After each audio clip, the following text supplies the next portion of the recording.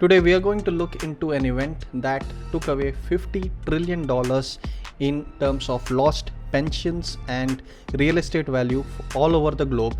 And this is one of the most hidden. The effects of this event is the most hidden. Even now it is hidden from the normal public.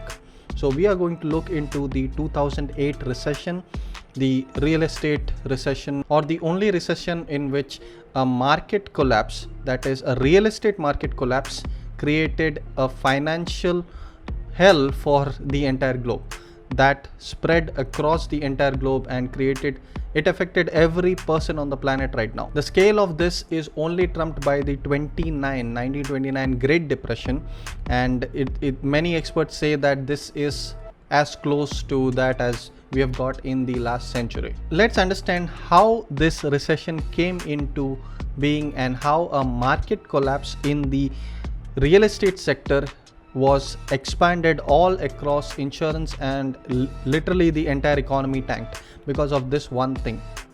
So before 1970, banks mostly dealt with treasury bonds. That was the only investment or insurance bond that they dealt with. But this all changed in the 1970s when Louis Ranieri created the mortgage-backed security, MBS.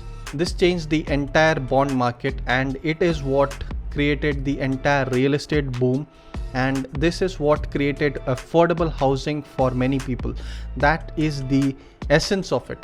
So real estate market was created by this mortgage-backed security, that is MBS. Mortgage-backed security is also known as private labeled MBS because this is not a government that is backing it up, it is actually a private entity. It is backed by treasury, but it is a private labeled MBS. The concept of the MBS, mortgage backed security bond, is very simple. You bundle thousands of mortgage loans, home mortgages, together into one pool, and together this creates an investment bond. The yield goes significantly higher because it's a big pool of lot of mortgages, because mortgage is rated AAA, okay, but the risk is comparatively low. That is the allure of mortgage-backed security or MBS, and that's why it is rated AAA. The original mortgage bond was rated AAA 100% because it only had the best mortgages there. After the dot-com burst in 2000s, before 2000s, the demand for MBS, mortgage-backed security, was sky high. People wanted to invest into it, and there was a lot of shortage into it, and the banks were getting fat fees for these mortgage-backed securities. It was a really profitable venture for the banks, so they wanted to create more of it. So they started manipulating what MBS was. The thing is obvious: you only have so many houses, and you only have so many good people who can afford to pay for those houses month on. There are only people with good enough jobs, so many people with good enough jobs to afford those houses.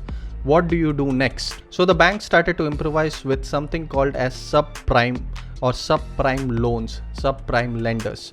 Now this is just a fancy term for saying that people who can't afford their loans. Whenever you hear subprime, understand that it means zero income verification, it means no job requirements, no monthly statements, nothing necessary. They're just giving out loans.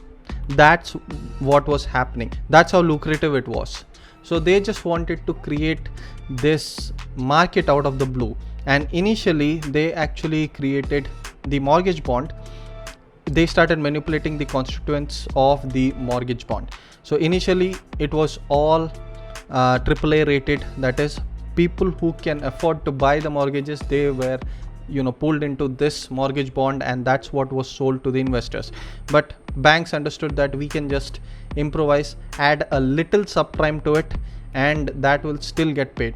So they started rating subprime loans as double Bs, which is a wrong thing.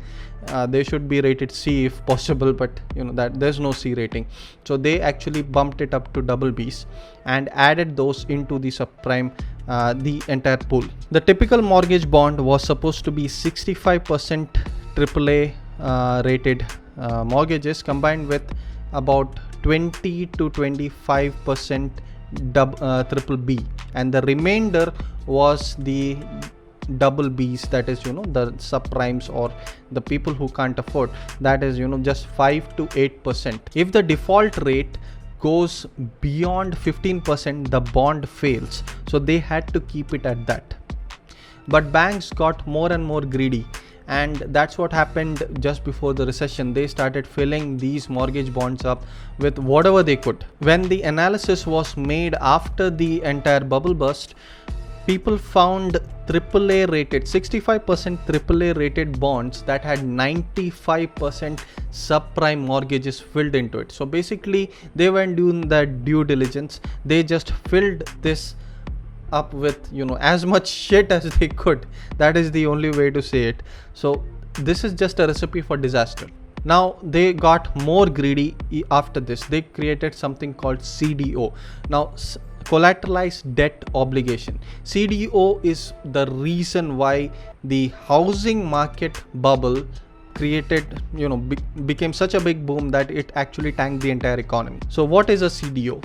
When the market deemed a certain bond too risky to be sold, or they weren't able to sell it because it was deemed too risky by the investors, the banks, instead of shelving these things, they would actually combine all of these, whatever didn't sell, they will combine all of this, and then they would get the rating agencies to rate it as a AAA.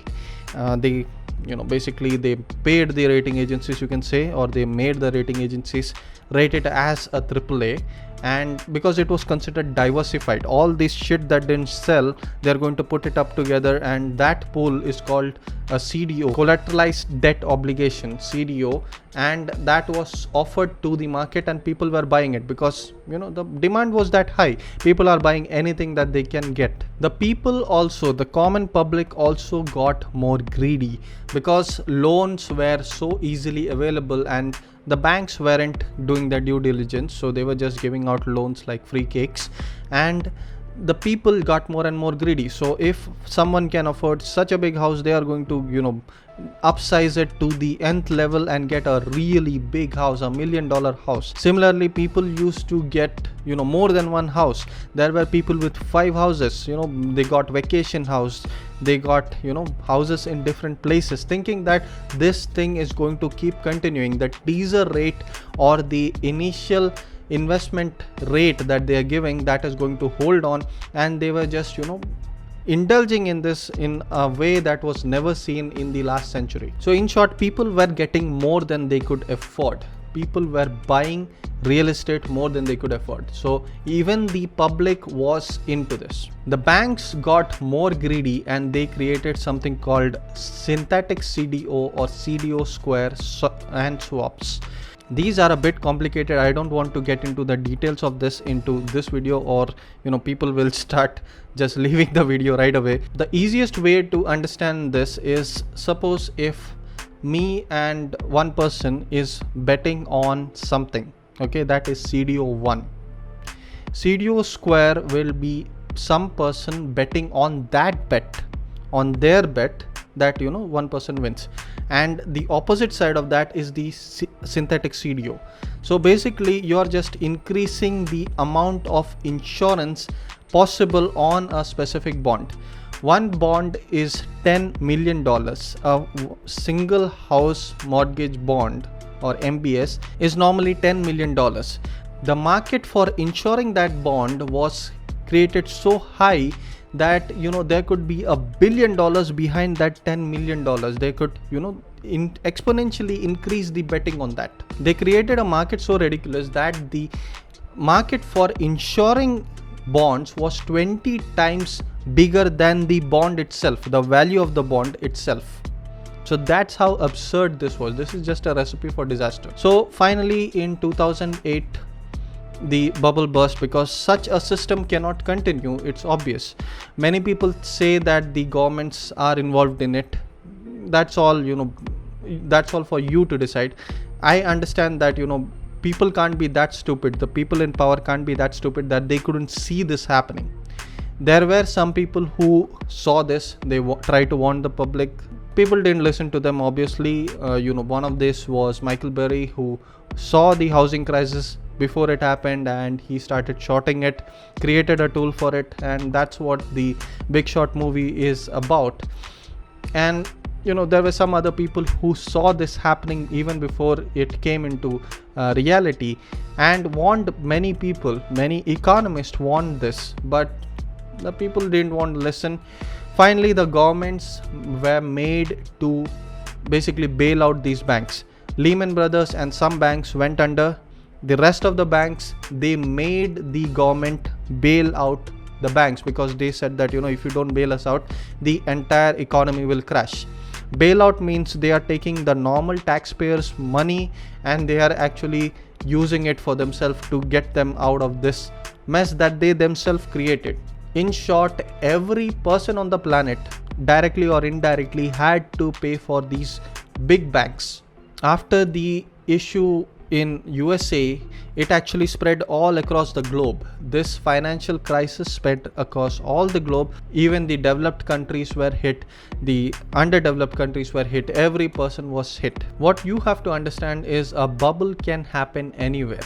People thought that the real estate was safe, but this financial recession showed us that even real estate can be affected at times, and it took a lot of years for the market to bounce back after this. And some people say that even now the market hasn't actually bounced back. Now the COVID is just creating another crisis in itself.